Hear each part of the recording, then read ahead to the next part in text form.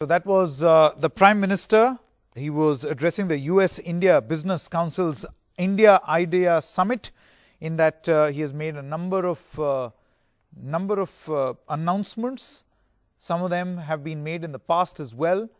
He talks about an open economy, a global economy, and a number of points to attract investment from the United States, where obviously he talks about the finance and insurance sector, where he talks about raising the FDI cap in these sectors, FDI in defense, the FDI cap for investment in defense sector to 74%, 2 defense corridors to encourage production, among other things. Let me quickly talk about this with our guest this evening, Maya Mirchandani, is journalist, senior fellow of the ORF, and also assistant professor of the Ashoka University. Thank you very much, Maya, for joining us.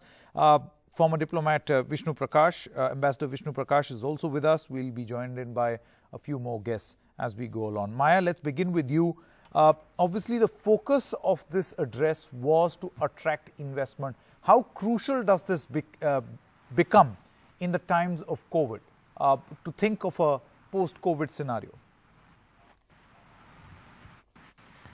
Well, I think you have to look at against the backdrop of the larger global situation that we're in right now. Okay, we seem to I'm have sorry, lost I think that. the line is a bit bad. So Yeah. So we'll fix that, Maya, in just a short moment and come back to you. Terrible audio connection there. Ambassador Vishnu Prakash, can you hear me? I can. Yeah, hi. So let me ask you that question. Do you think that this is timely preparation for recovery, economic recovery in a post-COVID scenario?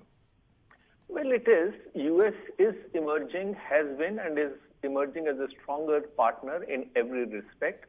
And since we are talking economic and commercial, the FDI coming in from the US, the trade that is growing, even in 2019, India-US trade in goods has grown by $5 billion. And the sectors that Prime Minister enumerated, sectors like technology, insurance, defense, are sectors where US has an edge. They have been looking at possibilities. So I guess it's a timely call, and Prime Minister made a couple of very interesting points, rather significant points, noting that India was ready to partner with the US. There could be few better partners than the US. And obliquely, without naming any country, he said it took a pandemic for us to realize about the possible global shocks. So the message was very, very clear. And frankly, the ball is in India's court. As usual, we need to get our act right. And I guess, given the potential, we should not have a dearth of FDI. Okay, Michael Kugelman, Deputy Director of the Asia Program, South Asia Senior Associate at the Wilson Center, is also with us. Michael, let me come to you. Let me bring you in over here. How important is it? See, Vishnu Prakash just a short while ago was saying that most of the sectors where India plans to attract FDI are some sort of an expertise for the United States. You have the expertise and India wants to attract investment.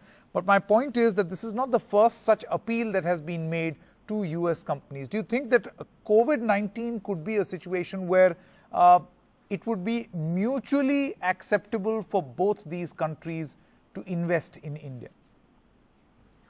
Well, absolutely. Now is the right time, just because you have this this very serious shared challenge of COVID and the economic shocks that it's caused, and Modi was very clear about that. And indeed, you do have established cooperation between the U.S. and India in some of these spheres, whether you want to talk about healthcare or science, exchange of information about scientific developments and scientific advances. There's already something in place right there. There are partnerships, so that clearly is something to build on.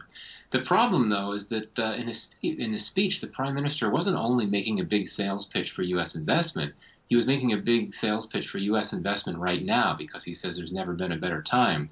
And that's true, given the economic struggle that India is facing.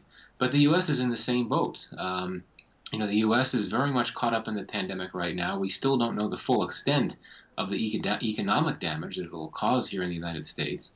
And so I think it may be difficult. The political will may not be there. And even within the investor community here in the U.S., the idea of all of a sudden channeling all this capital into India to help India and to contribute to the U.S.-India relationship, a bit tough to justify that now, given how difficult the broader economic situation is here right now. And finally, the fact that you don't have this trade deal between the U.S. and India, that we keep hearing it's getting closer, but we don't have it. Correct. The lack of an agreement on that deal is sort of like a Damocles sword that hangs over the head of both sides. I think if you could get that deal, that would offer more momentum for the type of investment and greater commercial cooperation that the Prime Minister laid out. What Michael seems to be saying at this moment, yeah, Maya, can you hear me? And we also have Jayant Krishnan, Yeah. our Group CEO Designate UK I India can hear Business now. Council. Yeah, Maya, let me ask you this question. Michael seems to be raising a very important point, which has been raised by the Congress party as well, on as far as investment between India and the US is concerned, that sign the trade deal. Sign on the dotted line, which will make this whole process more institutionalized and proper. Well, I mean, you saw, Piyush Goyal's comments as well as the Idea Summit kicked off about hoping for a quick trade deal with the United States. And as some analysts pointed out, quick and trade in the same sentence makes one wonder, especially when it comes to the United States, because not only is the U.S. administration, particularly under Donald Trump, driving very hard bargains, and wants concessions on various things. I think India is in a situation where it needs to navigate not just the economic landscape, but also its sort of geostrategic landscape vis-a-vis the United States a little carefully right now. We've seen that the pandemic and sort of the kind of global convergence of opinion against China has forced a lot of countries with shared values to look at their own relationships and find ways to build them. Having said that, while the US and India are natural allies and strategic partners, India has other economic relationships, investments in the region. We've seen what happened. There are relationships with Russia. These are all countries that the United States is uncomfortable with. That's one part of the story. The other part of the story is just how far, I mean, as Michael also pointed out right now, the idea is for American companies to come into India and move investments away from China into India. And they are struggling within their own country to once again, kind of come up with the kind of recovery plans that you're seeing necessary after the impact on the US economy that COVID has had. So you're going to have a conflict between protectionism by both the United States and India and this idea that the two need to work together because there's a natural partnership over there. I think that's a kind of dance that the US and India have done time and again. It's extremely complicated now. Okay, it seems to be complicated. Jayant Krishna, I want to ask you that, the point that this is not the first time we've been making an appeal to the world and particularly the United States to come and invest in the country. If you recall, just before the Howdy Modi event and also the Prime Minister's trip to the US, there was a very crucial decision that was taken domestically to go for a corporate tax cut.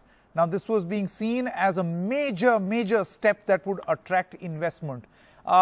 Would it be interesting to look at how that has played out all this while and then look at this relationship between India and US in that context? Or that was a different time and now in a post-COVID scenario, we're talking about a whole new dimension? Yeah, on the time horizon, I think the corporate rate, tax cut was happened at a different point of time. But today, it's a very different, global economic scenario. You look at the pandemic has adversely affected the health of the global business. But I think one very critical thing that the Prime Minister said, which to my mind was quite reassuring. When we have been talking about Atmanirbhar Bharat, so there have been some feeling among people that does it mean that India will remain cut off with the rest of the world. So he very clearly talked about in his address today that the global integration of Indian manufacturing supply chains is very, very critical, and our economy needs to be globally integrated. I think that's a good thing. But I think it's very important to have, with major countries, including the US, the trade pact has to be fructified. That's very important. India walked away from RCEP. Our trade deal, the EU has been a non-starter. I think it's very important now that India inks a proper trade deal with countries, major economies like US, UK, EU, and so on and so forth. Very, very important.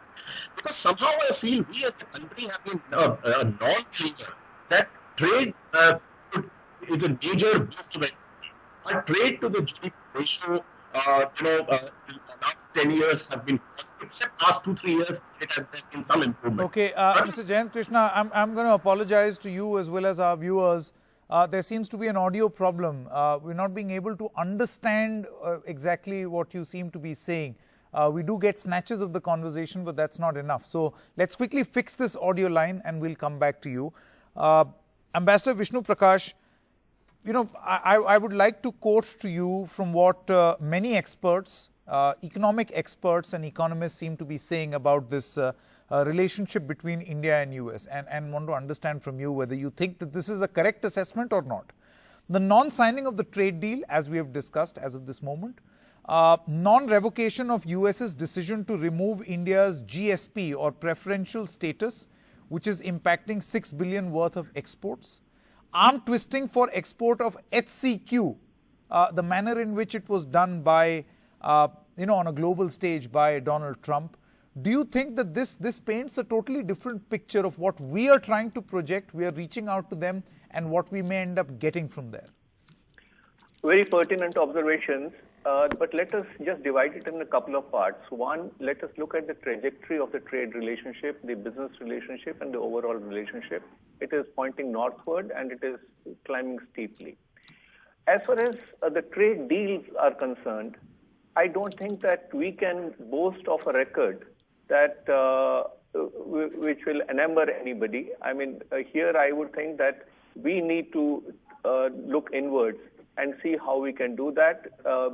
None of our free trade agreements are ambitious, and we also have a situation where we do not have a single investment protection agreement with any country. Now, as far as the arm twisting is concerned, you use that word. Certainly, US is prescriptive.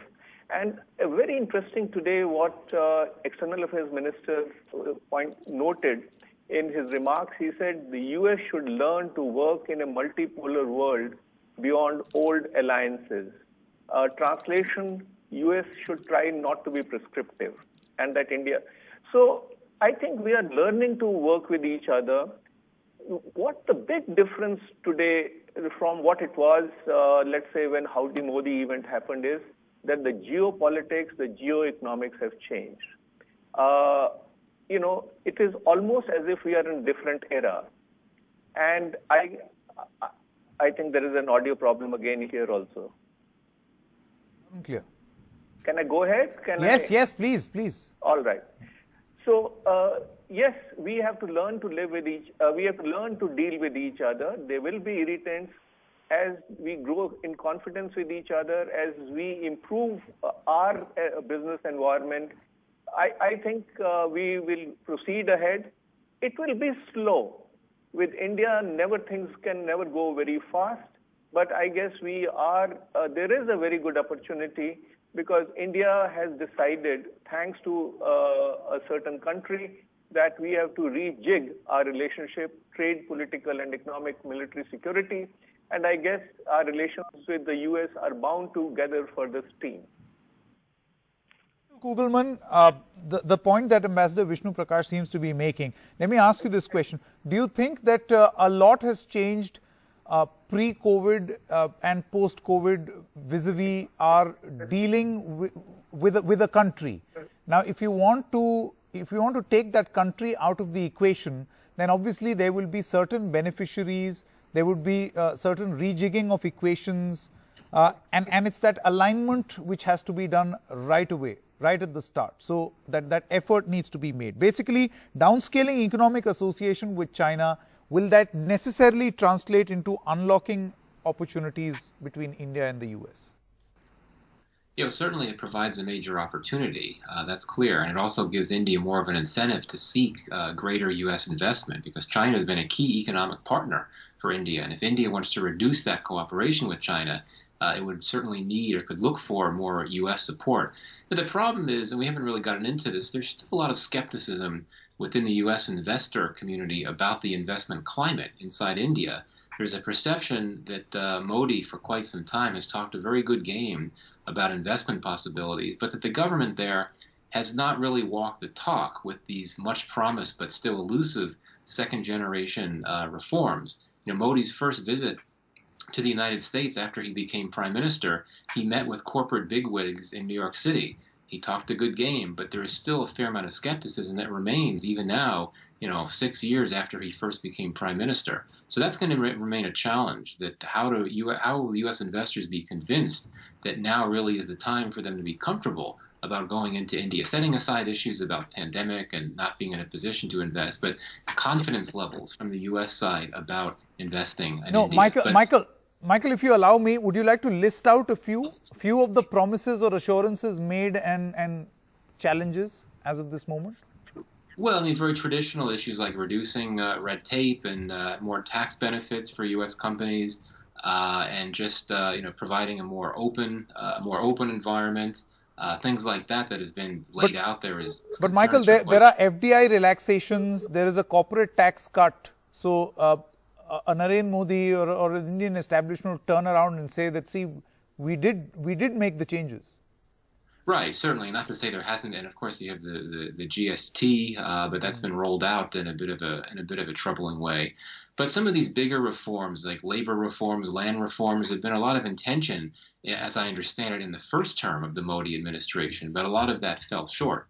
And I think that is concerning to the U.S. community, investor community. But to close, going back to the comments about the trade deal, my view here is that if the U.S. can get a trade deal with its top strategic rival, China, there's really no excuse for not getting one with India, one of your top partners in Asia. So I go back to that and think that eventually there hopefully will be a deal like that I think about more than anything else will spur and spark the type of investment that both sides really want, but that has indeed remained elusive for some of the reasons that we've discussed.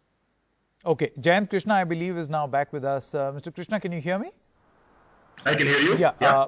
If you could just finish your point. We couldn't hear you properly the first time. I was trying to say, from my perspective, the most important signal that the Prime Minister gave in his address was, the global integration of the manufacturing supply chains, where India will be a very key player, because some apprehensions were that with Atmanirbhar Bharat, is that India would remain aloof and cut off with the world.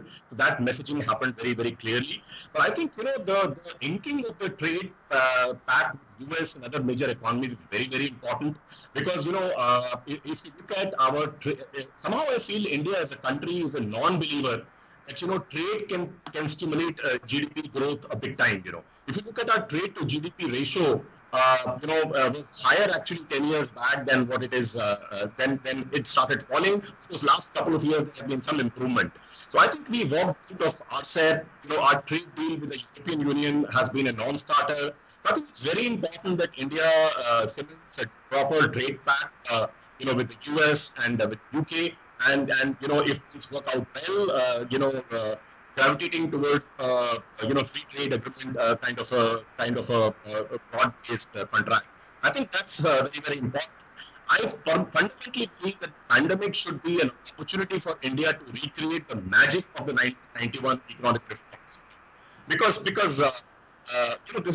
will never ever be a better time to do reforms on the labor front, on the land acquisition front, and so on and so forth.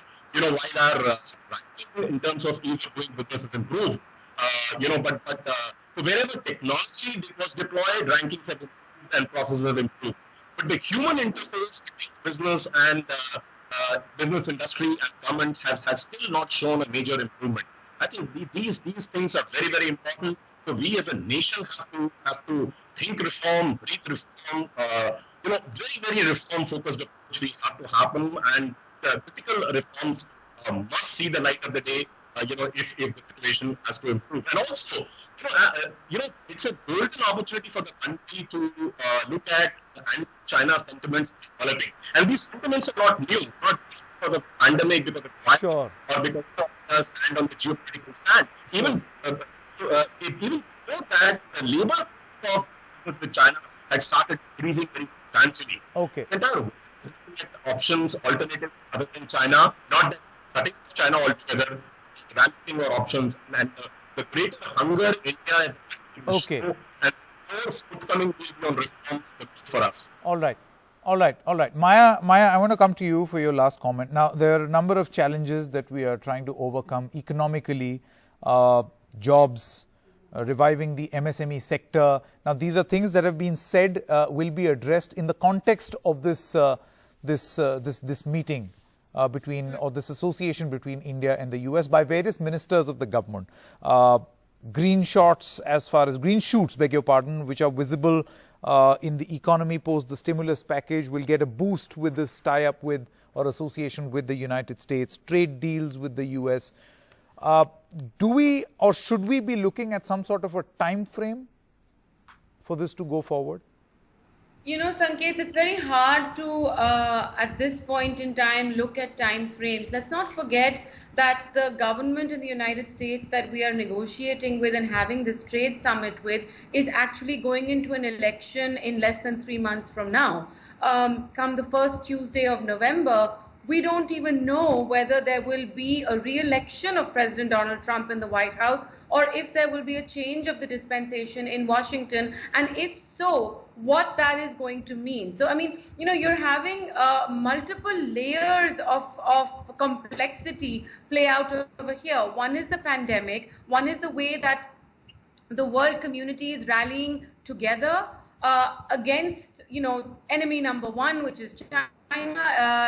Against the backdrop of the pandemic. The other is the fact that you have countries that are becoming isolationist, protectionist, finding that their own struggles with economic revival are so, overwhelming that if they don't pay attention to their own citizens and their own population first and look at sort of partnerships, there's going to be some sort of political blowback that they may have to face. And the third, and I think this is probably the biggest of them all right now, is that you have a US presidency which is in the center of all kinds of attention, very often unwanted. You've seen the way the Europeans have reacted to the United States right now, essentially shutting down borders with America.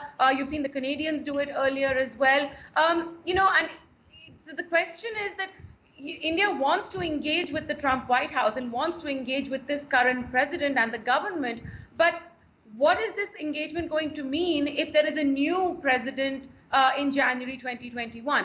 And if that president has different economic policies from this current president, how is that going to play out? So I don't think it's feasible really to put a timeline on this unless that timeline is so quick that it takes place before November 2020. Fair enough. And that never happens. The things don't move that fast. Never, yeah. Whether it is global diplomacy or local policy. Ambassador Vishnu Prakash wanted to come in. Yes, Ambassador. Yeah, just a brief comment. I agree with Maya that it's very difficult to put a timeline to preferential PTAs or FTAs or trade deals because of how we and the US goes about it. But as far as change of the incumbent is concerned, I don't think that will bring about much of a change in the outlook because economic interests are converging. And the very fact that for the last 20 years, the curve has been pointing upwards, I guess this trend of deeper economic exchanges will continue, will strengthen. The emphasis may change here and there, but the trajectory will remain very clear. I don't have any doubt on that. Sure. Jayant Krishna, Michael Kugelman, Ambassador Vishnu Prakash and Maya Mirchandani. Thank you so much for joining. Maya, you wanted to say something? I believe. That's fine. Okay, That's okay, fine. perfect. Thank you so much for joining us. Let's see what actually comes of this this association. At least a sales pitch has been made by the Prime Minister.